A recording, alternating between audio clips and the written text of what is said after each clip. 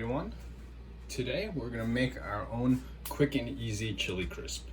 Now if you're familiar with what chili crisp is, you're probably familiar with the Lao Gan Ma or Old Grandma brand that's available in most Asian supermarkets. So similar to that, but a little more seasoning and kind of tweaked to the way I like it. So very simple, basically mix up all these ingredients and pour hot oil over it. So we're going to go through that step by step.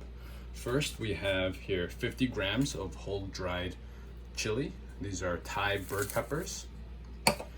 So first thing, I'm gonna grind these up lightly. So I don't want them like powder. So the reason I'm using both whole chilies as well as the flakes is you want the different sizes because they come out to different kind of mouthfeels, different consistency. Bigger chunks get nice and crispy. The flakes just add that extra bit of heat. And you can of course adjust the amount of peppers or the amount of flakes you use to your desired heat level. Also making it yourself, I'm using better quality ingredients. So you're using a mix of avocado oil and duck fat, which gives it a little extra depth over the either kind of peanut oil or canola oil that they typically use in commercial settings. All the ingredients I got was also organic spices, things like that. So definitely better quality of ingredients, and the extra cumin really adds the depth of flavor that I like as well. So first I'm going to start using my magic bullet. I'm going to kind of pulse this until it's the desired size chunks I like, and then basically I just sift it through this colander to get the seeds out. So you don't need to get all the seeds out, just get as much as you can out. The more you get out, the better, but it's not a huge deal. Let's start there.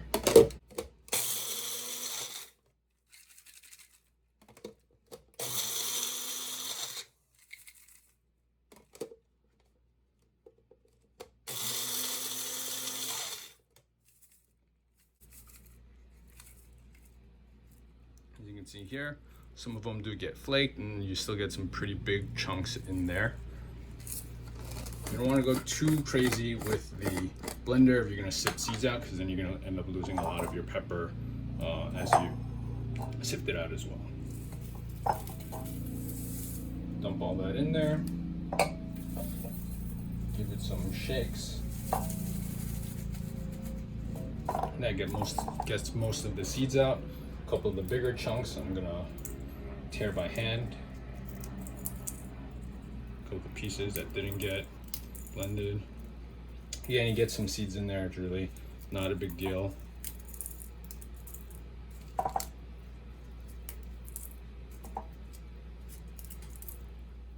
after sifting out most of the seeds, this is what you're left with. Next is half a tablespoon of salt. I use kosher salt here, you can use any salt you like. Teaspoon of garlic powder. Teaspoon of onion powder. This is half a teaspoon of cumin. Here we have 2 tablespoons of Thai chili flakes. And most store-bought chili crisp use MSG, so I've substituted MSG with shiitake mushroom powder for that extra bit of umami. And usually I also add 25 grams of salted roasted peanuts and about 3 grams of a mix of red and green Sichuan peppercorns, but I'm actually making this for a friend who requested those ingredients be left out this time, so I'm not adding them. But same thing, the peanuts, I'll rough chop with a cleaver and add them in there. Peppercorns go right in there as well. So if you like that numb Sichuan tingliness on your tongue, add the peppercorns. If not, feel free to leave that out, and feel free to add any other spices or seasonings that you may like as well, of course. Stir that up a bit.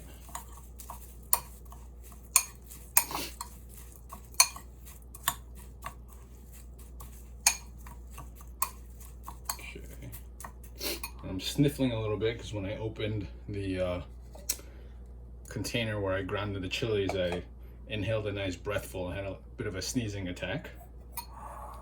Next, 4.5 ounces of any high smoke point oil. As I mentioned before, this is a mix of avocado oil and duck fat. So next we're gonna bring this to the stove and heat it up to 385, 390 degrees. All right, so we're back. You can see here, just over 390. Put that down. And then, fun part, you just pour the hot oil over the ingredients here, and you get that nice satisfying sizzle right in the bowl. Give it a little stir. And the aroma that comes off of this is out of this world. Just kind of toasty, nutty, of course spicy.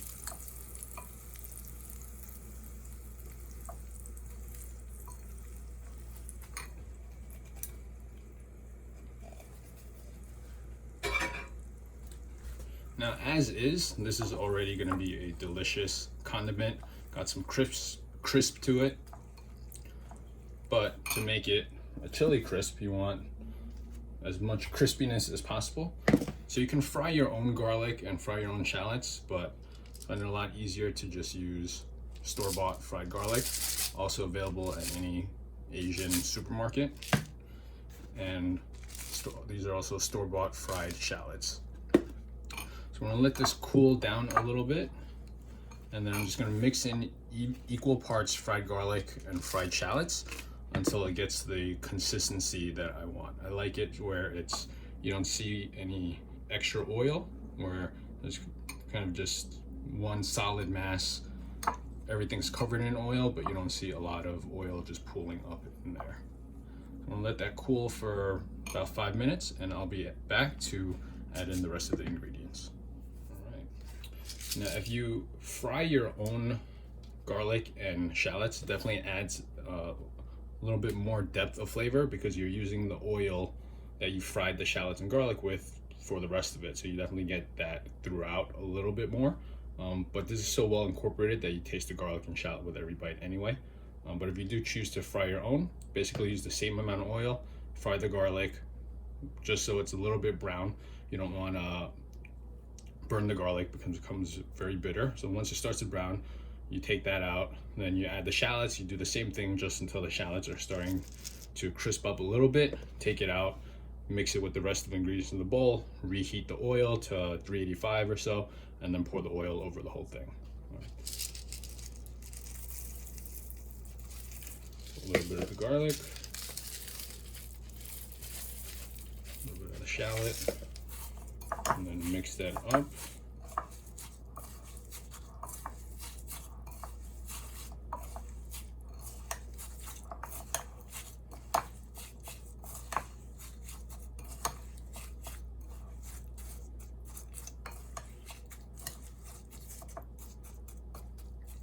It's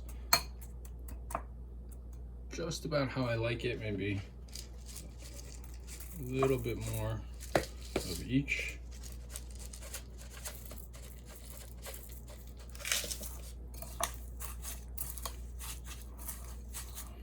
And if you can't find the exact chilies or chili flake that I use, you could of course substitute for any dried chili.